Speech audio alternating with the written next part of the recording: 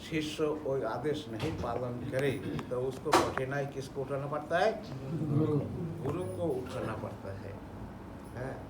तो ये जो तुम लोगों के कारण, क्योंकि इनका आदेश निर्देश तुम लोग ठीक से फॉलो नहीं किया है और कर रहा भी नहीं, जिसके कारण जब दीक्षा होता है उसी टाइम गुरुजी ने सबका पाप अपना तरफ ले लेते हैं है।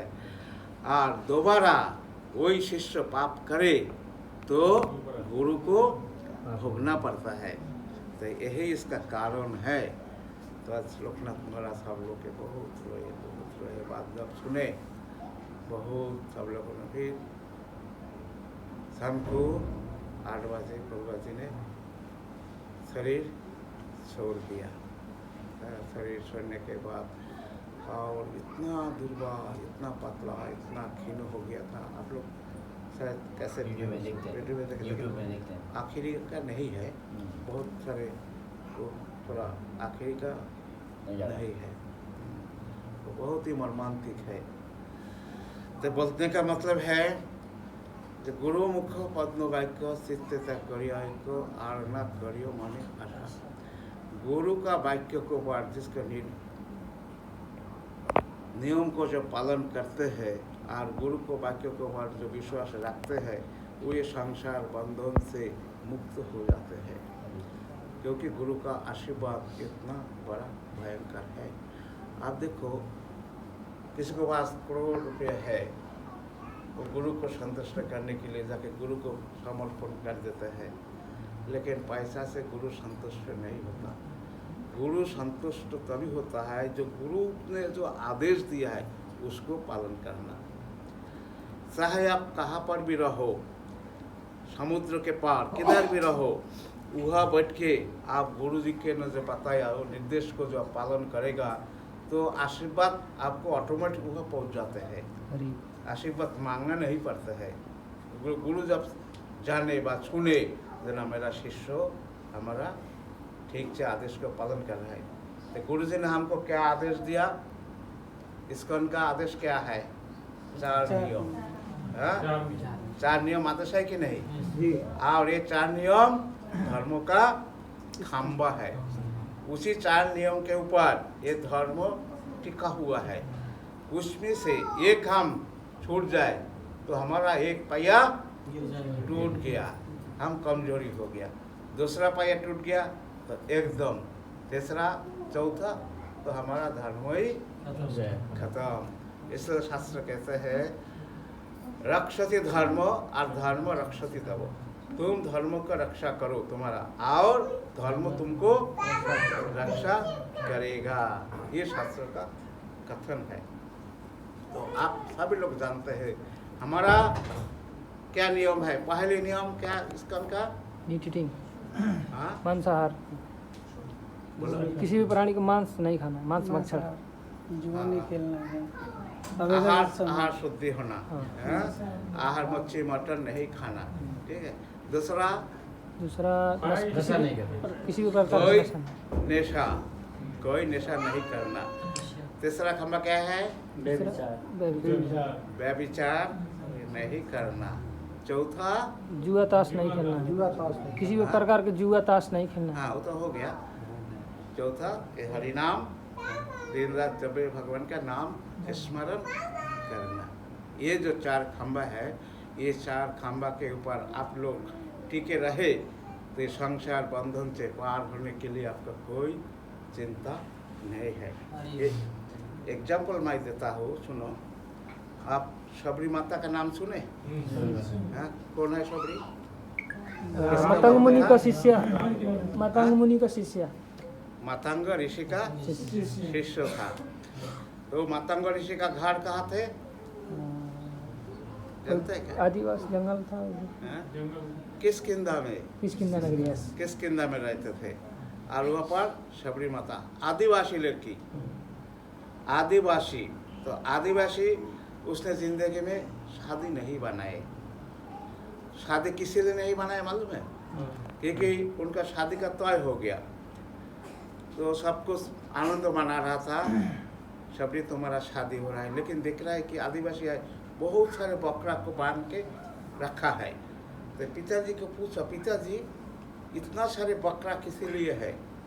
तो तुमको मालूम नहीं है, तुम्हारा शादी होने वाला है, हम पूरा गांव लोगों को खिलाएंगे और इसका काट के मटन सबको खिलाएंगे। सबकी एकदम ये होगा कि हम शादी में एक शुभ काम में इतना जानवर को बलि देना, मेरा उपलक्ष्य में पिताजी मुझे शादी नहीं बनाना है, मुझको शादी नहीं करना है। देखो जीवे दया, कैसा जीव के ऊपर दया, यही तो जीव के ऊपर दया है ना, है। तो वो अचानक बोलते ये इसका घर में मुझे रहना नहीं है। उसने अपना पूरा परिवार छोड़ के चला गया, कहा? जंगल में। तो उनका इच्छा हुआ दीक्षा लेना किससे? मातंग ऋषि से। लेकिन मातंग ऋषि से उनका दीक्षा लेने का इच्छा है, और मातंग ऋषि का आश्रम पर कितना लोग, बहुत सारे साधु, सभी ब्राह्मण का परिवार का है। और ये कौन सा परिवार का है? आदिवासी। आदिवासी। तो ब्राह्मण समाज तो आदिवासी को थोड़ा घृणा ही पहले भी करता था, अभी भी करता है। और किसी को मालूम पड़े कि मातंग ऋषि एक आदिवासी लड़के को दीक्षा दे तो पूरा आश्रम खाली हो जाएगा। तो आप भी सोच रहा है मुझे दीक्षा लेना है तो मातंग ऋषि से ही लेना है, तो हम कैसा करें?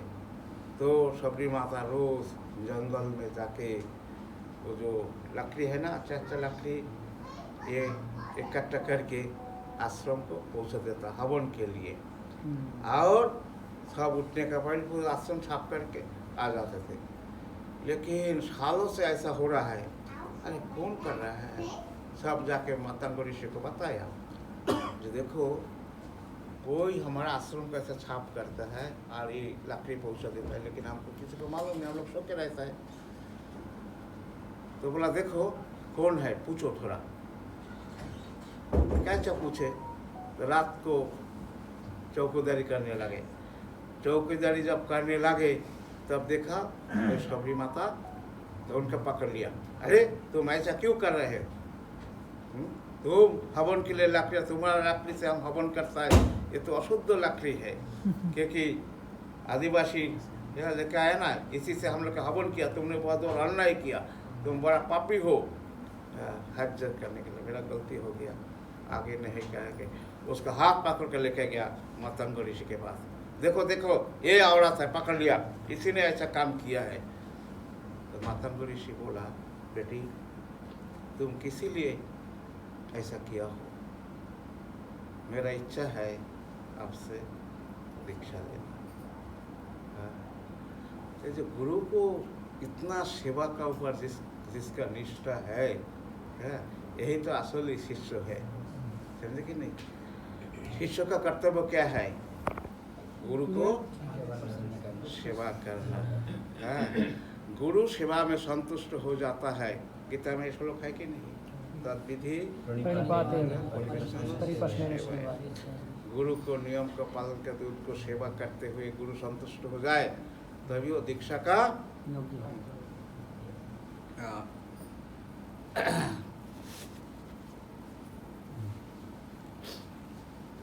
तो है वो दीक्षा का उपयुक्त हो जाता है।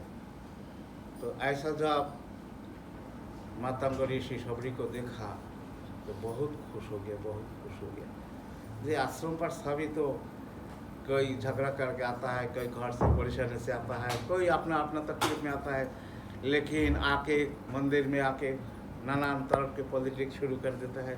लेकिन ये जो लड़की है ये हर से मुक्त है, तो शिष्य बनाना है तो इसको ही बनाना है। सब लोगों ने बोला देखो आप इसको शिष्य बनाएगा ना तो हम लोग सब आश्रम छोड़ के चला जाएंगे, हम कोई नहीं रहेंगे। मातंग ऋषि जवाब दिया, जो गुरु को साथ देता है और जो गुरु को आदेश को निर्देश को पालन करता है, सेवा करता है, उसको तुम लोग विद्वेष करोगे तो तुम जा सकते हो। मातंग ऋषि एकदम सबको बता दिया। ऐसा सब शिष्य चकित हो गया, अरे हम लोग उनको सब जाने के लिए बोला, ठीक है हम लोग जाएंगे। तो मातंग सबरी माता एक पंपा सरोवर है किष्किंधा में, तो वो वहाँ पर पानी लाते थे।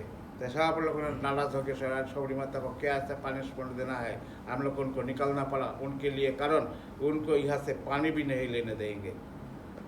लेकिन सबरी माता को बंद कर दिया पानी, और पानी क्या हो गया, पूरा लाल खराब हो गया, लाल हो गया। हाँ, लाल होने का सब हरी पानी कैसा खराब हो गया, ऐसा कैसा।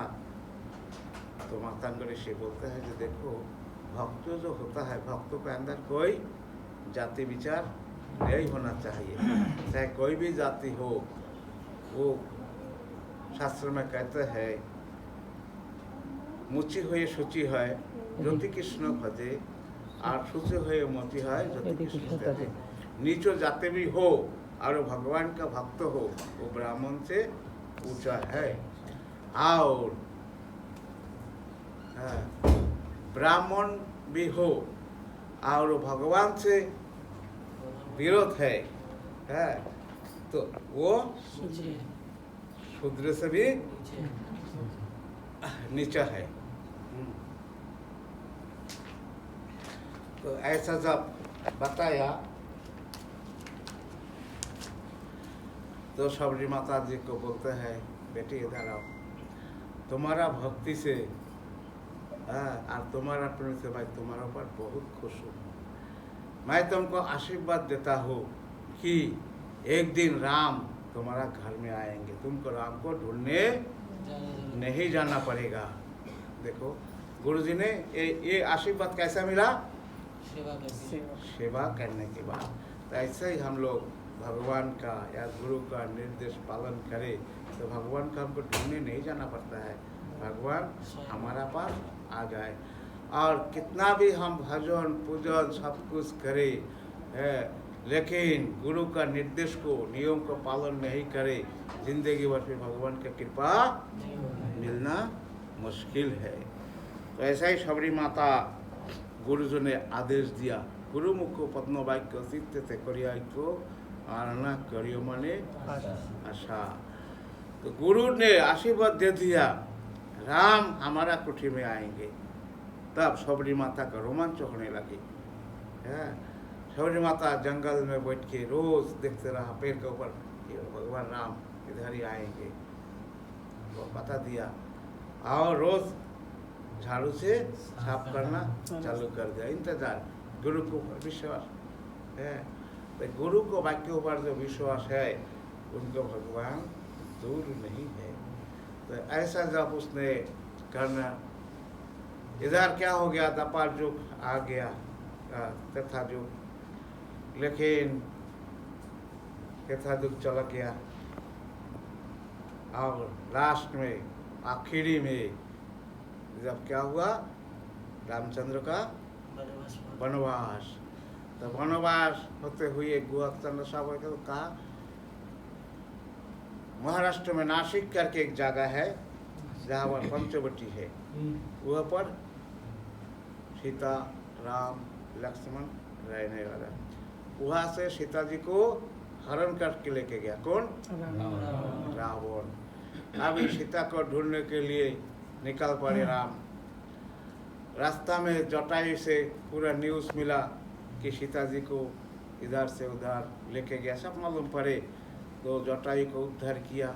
उद्धार करने के बाद रामचंद्र चल पड़े मातंग ऋषि का आश्रम के तरफ। सब ऋषि को मालूम पड़ा रामचंद्र इसी रास्ता से हमारा आश्रम पर आ रहा है। तो सब ऋषियों ने, मातंग ऋषि शरीर छोड़ चुका था उस टाइम, मातंग ऋषि नहीं थे। तो आश्रम कितना सुंदर सजावट किया, इतना सुंदर सजावट के राम हमारे इधर आएंगे। और उसी रास्ता से सबरी माता जी का रास्ता है। तो रामचंद्र जब नजदीक आए तो अपना रास्ता मोड़ दिया, जंगल के तरफ जा रहा है। लक्ष्मण भाई ये बोल रहा है, यार इतना सुंदर सजावट है, ये रास्ता छोड़ के आप इधर क्यों जा रहा है? तो लक्ष्मण थोड़ा इधर ही हमारा काम है, इधर हमारा काम नहीं है, हैं? भक्तों के अंदर सबसे बड़ा गुण क्या होना चाहिए? गुरु की आज्ञा का पालन। अहंकार। भक्ति में अहंकार नहीं होना चाहिए। मैं बहुत बड़ा भक्त हूँ। हम रोज 16 माला जप करता हूँ। भक्तों को देखा था, देखो मैं 16 माला जप करता हूँ, है? और बोलता भी है, आज मेरा नाम है, लेकिन बंगाली का शब्द है, आपनो भजन कथा ना बोलियो जथा तथा। अर्थात खुद का भजन हम करेंगे, दुनिया में एक ही व्यक्ति को मालूम होना चाहिए, कौन? भगवान और मैं खुद। उससे ही हमारा संपर्क है। नहीं किसी को भक्ति, किसी को दिखावट नहीं होना चाहिए। आश्रम पर जितना ही सारे भक्त है सब अहंकारी।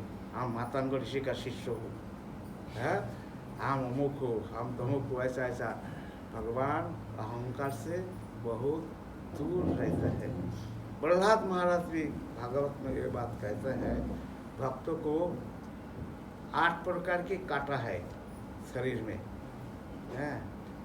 8 प्रकार की कांटा है। तो 8 प्रकार की कांटा, एक जगह एक एग्जाम्पल देते हैं। क्या एग्जाम्पल? कोई महंत लोग, संत लोग, पुराण में, शास्त्र में भी लिखा है, एक जगह पर एक कुआं था। कुआं में 3 कुत्ते आपस में लड़ाई किया। लड़ाई करने के बाद क्या हुआ? वो कुआं के अंदर गिर गए, गिर पड़े। गिरने के बाद मालिक को मालूम नहीं था, लेकिन एक दिख जग के देखता है कि ऐसे पानी बदबू क्यों मार रहा है, क्या देखते अंदर 3 कुत्ता मरा हुआ है और सड़ गया है। वो जाकर उनको गुरु को पास जाके बोला, महाराज ऐसा ऐसा हुआ, अभी क्या करेंगे?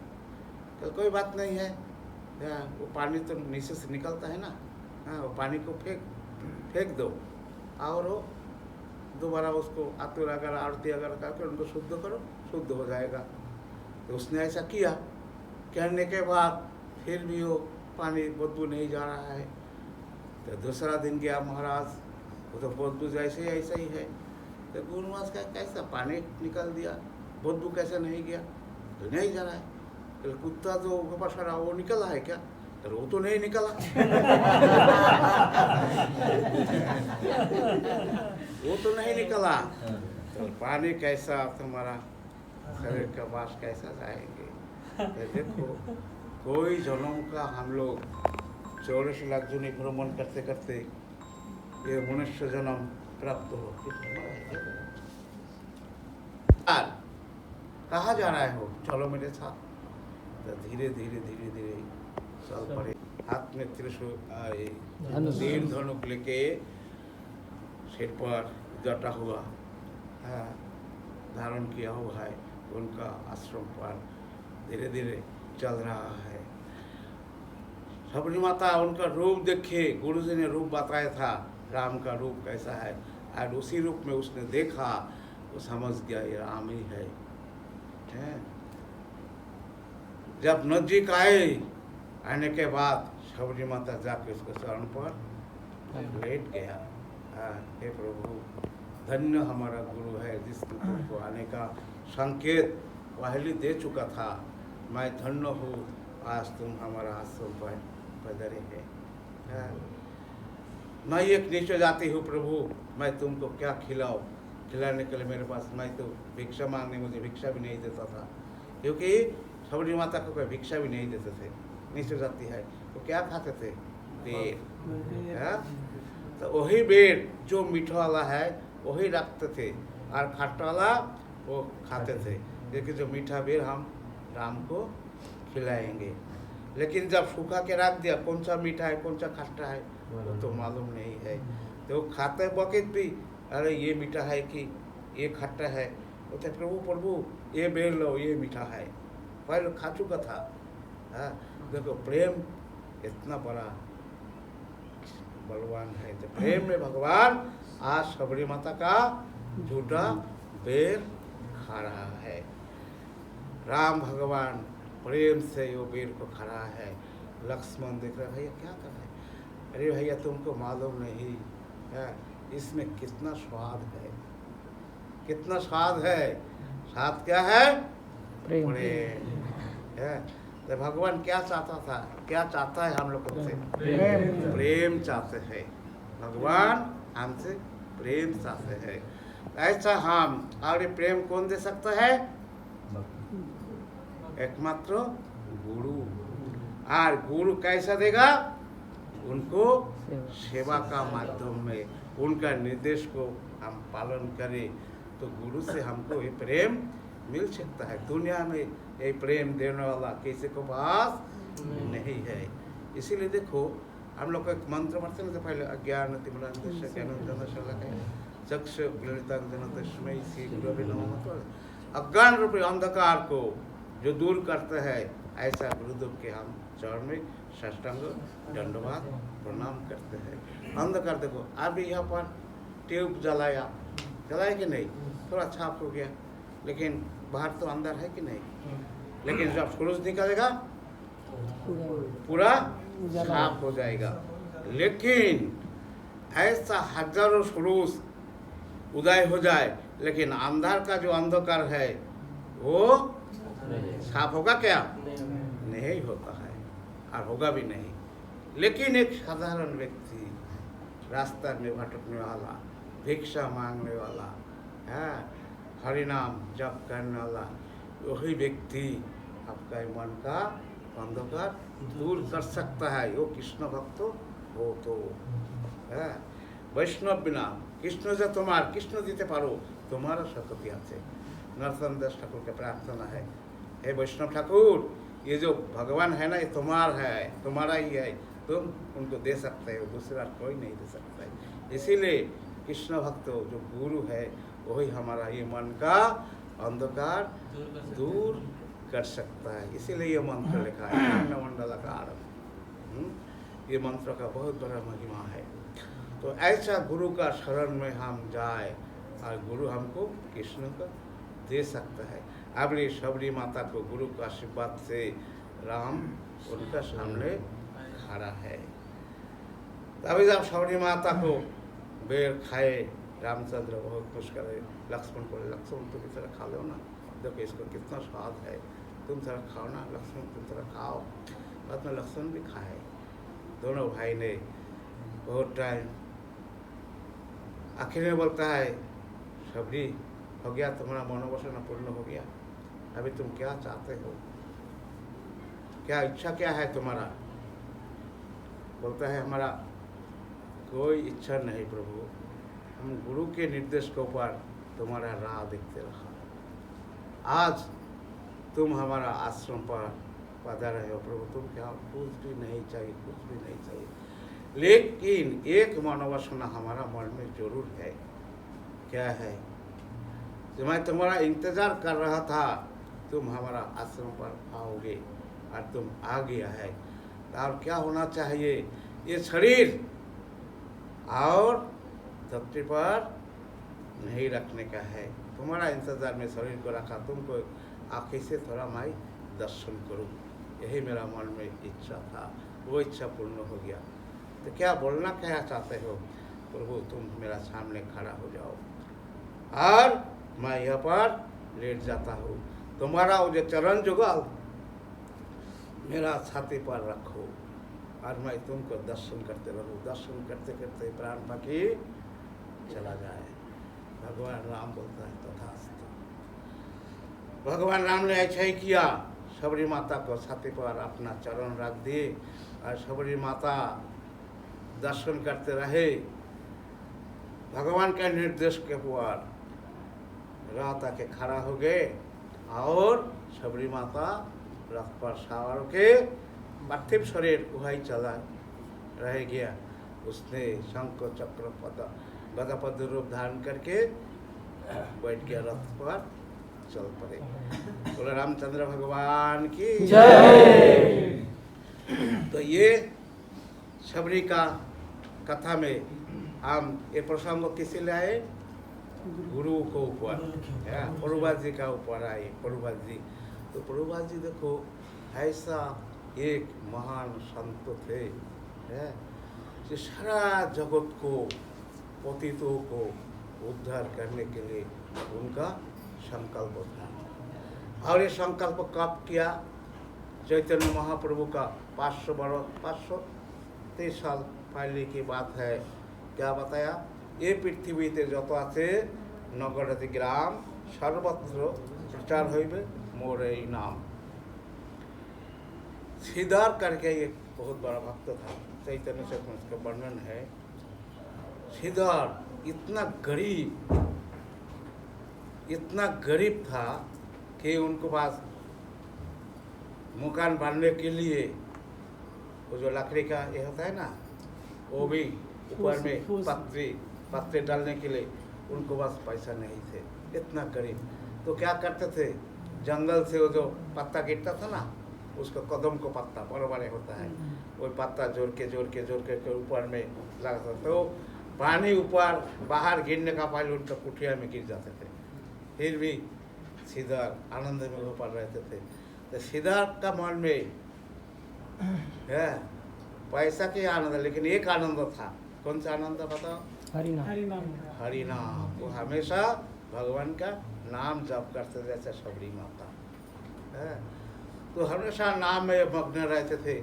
लेकिन वो केला का फूल है, बंगाली लोग अच्छा खाते हैं केला का फूल, केले के अंदर का जो उसको फूल बोलते हैं, और धोबा आप लोग कचू धोबा है, और उनका जो डंडी कथा बोलते हैं, हाँ, ये और मूली, ये बिकते थे बाजार में। एक दुकान बाजू में बैठ के रहते थे। वहाँ पर वो क्या करते थे, वहाँ से सब खरीद के लाते थे। लेकिन खरीद के बाद तो कुछ पैसा तो देना पड़ता था, देना चाहिए कि नहीं है, लेकिन वहाँ पर वो पैसा नहीं देता था है। तो बाजार बैग भर के जब वहाँ पर बुलाते थे और ऐसा मोड़ के देखता था, और सिद्धार्थ भी ऐसा देखते रहता, वहाँ पर वो थोड़ा मुस्कुरा के चला जाते थे। देखो बेचारे इतना गरीब है, उनको पास पैसा नहीं है, फिर भी महापुरुष दूसरा कोई दुकान में नहीं जाते थे, उसी दुकान में जाते थे। और जाता था, लेकिन पैसा तो दिखाना चाहिए ना, लेकिन पैसा नहीं देते थे, चलाते थे। लेकिन क्या देते थे, मुस्कुराहट, उनका हंसी, वो हंसी जब देखता था सीधा चुप हो जाता, कुछ बोलता नहीं। जब महाप्रभु भावावेश में आए है, आओ भक्त लोग इधर आ जाओ, ऐसा विष्णु खट्टा के बार बैठ के महाप्रभु जब सब भक्त बोला, आज जो जो चाहिए मैं सबको ही दूंगा। सब बुलाने लगे, सब भक्त, प्रभु जी मुझे ये चाहिए, मुझे भक्ति चाहिए, सब लोगों ने इतना बोलो, श्रीधर को बुलाओ, वो श्रीधर को बुलाओ। तो कोई भक्त को श्रीधर नाम है, महाप्रभु श्रीधर, कौन सा श्रीधर? बोलो कला बेचा श्रीधर, जो केला का फूल बेचता था ना, उसको बुलाओ, हाँ, उसको मैं आज पूरा पैसा दे दूंगा। हाँ, तो श्रीधर को जाके बोला, अरे श्रीधर तुम चलो। क्यों? ये तुम्हारा पैसा आज देंगे, तुमको बोला रहा है। ओहो हो, महाप्रभु ने मुझे बुलाया। तो आए कपते कप रहा था कि महाप्रभु मेरे जैसा नीचा, मेरे जैसा अभागा, मेरे जैसा गरीब को प्रभु ने बुलाया, क्या जानी क्या किसी ने बुलाया। आ जाओ श्रीधर, आ जाओ, तुम जो चाहिए तुमको वही देंगे। आज तुमसे कभी पैसा नहीं दिया ना, आज पूरा पैसा तुमको दे देगा, सारे पैसा तुमको दे देगा। हाँ, श्रीधर बोला, प्रभु मुझे पैसा नहीं चाहिए, जिसने मेरे से ये जो थोड़ मोचा केला पाप जिसने खरीदा है, वो मेरा जन्म के नाथ बने, यही मेरा प्रार्थना है। कल वो तो है ही है, मैं जन्म का तुम्हारा नाथ हूँ, उसका कोई परवाह नहीं, फिर भी तुमको पैसा देना है ना, तुमको जो चाहिए वो आज मैं दे दूंगा। श्रीधर महाप्रभु बार बार बोल रहा है, तुम ले लो। बोलते नहीं, मुझे कुछ भी नहीं लेना ही है। तो प्रभु जब तुम बार बार बोल रहा है तो हमको देगा कि नहीं, बोलो। कल हाँ जरूर देगा। तो उसी टाइम श्रीधर ने प्रार्थना किया, हे प्रभु सारा विश्व का जितना पापी है वो देख के मेरा हृदय फाट जा रहा है। क्या लोग नशा में डूबा है, मदिरा, मच्छी मटन, नारी निर्यातन इसमें डूबा है, ये देख के मेरा दिल फाट जा रहा है प्रभु, मैं ये देख के सहन नहीं कर पाता हूँ। ये जितना लोगों का पाप है, ये पाप मेरे सिर पर दे दो और सारे पापी को तुम उद्धार करो। श्रीधर ने ये बात प्रार्थना किया। उसी टाइम महाप्रभु खड़ा होकर बोला, ये विश्व नगर राम सर्वत्र प्रसार हो मोरे नाम। है ये हरे कृष्ण महामंत्र, हरे नाम हरे नाम हरे नाम केवलम कल्लव नास्ते था। ये हरिनाम बिना कलिजुगे उद्धार नहीं है, और हरिनाम सारा विश्व में फैल जाएगा। इसी वाणी को हमारा भक्ति विनोद ठाकुर जब पढ़े, चैतन्य महाप्रभु ने ऐसा भविष्यवाणी करके गया, तो किसके द्वारा इसको हो सकता है? तो अपना बेटा विमला प्रसाद भक्तचंद्र सरस्वती ठाकुर को उसने बैरिस्टरी पास कराए है। आज जब भक्तचंद्र सरस्वती ठाकुर ने पूछा, पिताजी मुझे क्या करना चाहिए? बोलते तुम हमारा पैसा का सार्थक होता तभी होगा, तुम भक्त बन जाओ। है तो हम भक्त कैसे बनेंगे? गौर कृष्णदास बाबा जी तुम दीक्षा लो। तो गौर कृष्णदास बाबा जी के पास क्या दीक्षा लेने के लिए, लेकिन वो दीक्षा नहीं देंगे। फिर लंबा कथा है। तो उसने सुसाइड करने के लिए गया, तो गौर कृष्णदास बाबा के हाथ पकड़ा, ठीक है बेटा तुमको मैं दीक्षा देता हूँ।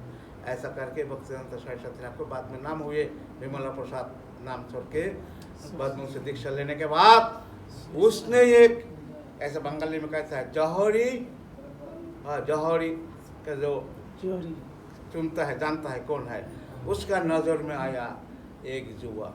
तो कौन? प्रभुपाद जी है। इलाहाबाद में जब प्रभुपाद जी मिले, मिलने के बाद तुरंत उसको आदेश दे दिया अंग्रेजी भाषा में, तुम ये महाप्रभु का वाणी को सारा विश्व में फैलाओ। और इससे बड़े बड़े आप लोग जानते हैं, गौरी मठ भट्ट महाराज, श्रीधर महाराज, कोई कोई बड़े बड़े विद्वान बैरिस्टर ये हो, लेकिन प्रभुपाद जी की तो उतना ज़्यादा लिखा पढ़ा नहीं है। लेकिन प्रभुपाद जी का भक्ति, सरलता, गुरु के ऊपर विश्वास, जैसा शबरी माता को मातंग ऋषि ने आदेश दिया था, तुम्हारा भगवान एक दिन तुम्हारा पाता आएंगे। आज भक्ति सिद्धांत सरस्वती ठाकुर ने श्रील प्रभुपाद को आदेश दिया कि तुम यही सारा विश्व में ये नाम फैलाओ। तो आज सारा विश्व में ये नाम किसने फैलाया? श्रीला प्रभुपाद जी ने। आदेश किसका है? उनके गुरु का। भक्ति सरस्वती ठाकुर। और इसका वार किसका है? चैतन्य महाप्रभु। चैतन्य महाप्रभु का। तो श्रीला प्रभुपाद जी ने, देखो कितना कठिनाई, आप लोग जीवन चरित्र पढ़ते कि नहीं? देखो विदेश में जाके कितना कठिनाई करके, लेकिन मूल क्या है? एकमात्र गुरु कृपा की केवलम। विवेकानंद कथा में एक जगह पर आते हैं कि विवेकानंद जब शिकागो में पहली प्रचार करने के लिए गया ना, तो ऐसा ही जहाँ पर प्रवचन दे रहा था, तो कैमरामैन फोटो खींच रहा था। तो फोटो खींचते खींचते अभी देखता है उनके पीछे एक बुढ़ा का फेस आ रहा है। तो सब लोग चौकी तरह पीछे तो कोई नहीं, पर्दा है, और ये फेस कहाँ से आ रहा है? यार ये बुढ़ा है। हाँ, तो कैमरामैन आके पूछा, स्वामी जी ये फोटो किसका है? तो देखते हैं रामकृष्ण का। रामकृष्ण कहाँ है? बंगाल में है। और वो कहाँ है? शिकागो है। देखो गुरु और शिष्य कैसा। शिष्य जो शिष्य होता है और जो गुरु होता है, सदगुरु और असल शिष्य, ये गुरु हमेशा उनको पास रहता है।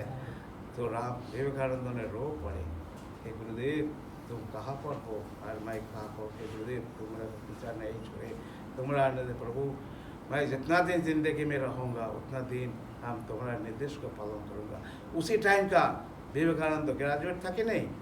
हाँ, लेकिन जब सब कुछ छोड़ छाड़ के रामकृष्ण कृष्ण पागल थे, सब लोग पागल कहते थे। है वो इतना बड़ा विद्वान लड़का, गाँव का लोग बोलते थे एक पागल के बाद ये भी पागल हो गया है, ये भी पागल हो गया। सब लोग उनको गाली देने लगा। हमारा लोकनाथ स्वामी महाराज को भी सब लोगों ने गाली देने लगा। महाराज को भेजा घर से पैसा का देके बम्बई में इंजीनियर बनने के लिए, और महाराज क्या बन के आया? टकलू। टकलू बन के आए। हाथ में माला लेके आए और घर में बैठ के चावल हरिनाम। अरे ये क्या पागल हो गया लड़का हमारा, उनका पिताजी कहते थे हमारा लड़का पागल हो गया। उसने क्या झाड़ फूक करने के लिए गाँव में कबीराज ओझा को पास गया, हमारा लड़का पागल गया, देखो ठीक करो इसको, थोड़ा ठीक करो। लेकिन असली पागल हो गया। जो हम लोग ऐसा नाम में, भगवान का नाम में पागल नहीं होता, भगवान की कृपा नहीं मिलता है। अभी देखो लोकनाथ महाराज कहाँ से कहाँ तक पहुँच गया। अभी वो लोग पागल नहीं बोलता है, उनका फैमिली जब आता है अभी समझ रहा है कि पागल हम लोग की है, हम लोग के पागल है।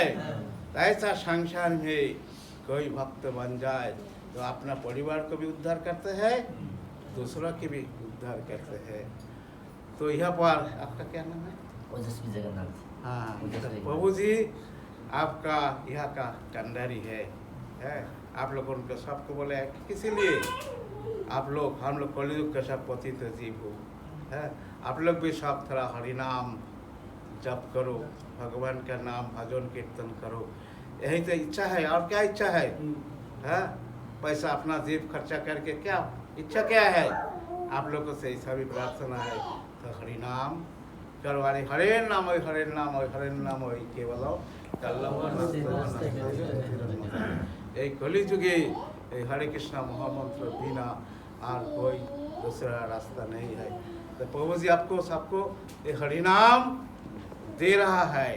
इसी संपत्ति आप लेने के लिए अब तो ले चुका है। कितना भक्त लोग दीक्षित है इधर? बस इतना है।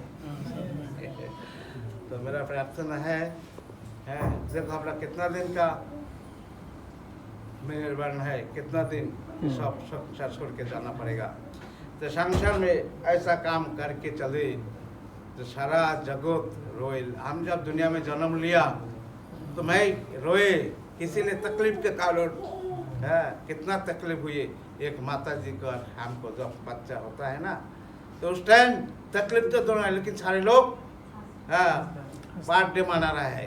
अरे उनका घर का लड़का हो गया, लेकिन तकलीफ कितना हुआ, सब हंस रहा था। लेकिन संसार जगत में ऐसा कर्म में चलो जो दुनिया रोए और हम हंसते हंसते चले। तो एकमात्र इसका उपाय भक्ति। जो भगवान का भक्ति करके करके हम जाए तो सारा जगत हमारा ऊपर खुश हो जाए। जैसा प्रभुपाद जी के लिए सारा दुनिया, प्रभुपाद जी का तिरुभाव के लिए सारा दुनिया रोते हैं प्रभुपाद जी के लिए, ठीक है कि नहीं? एकमात्र भक्त का इतना बड़ा महिमा है। तो ऐसा भक्त कथा में और भी आगे बारे कहूँ और 10 मिनट है, 5 मिनट, 5 मिनट, 5 मिनट।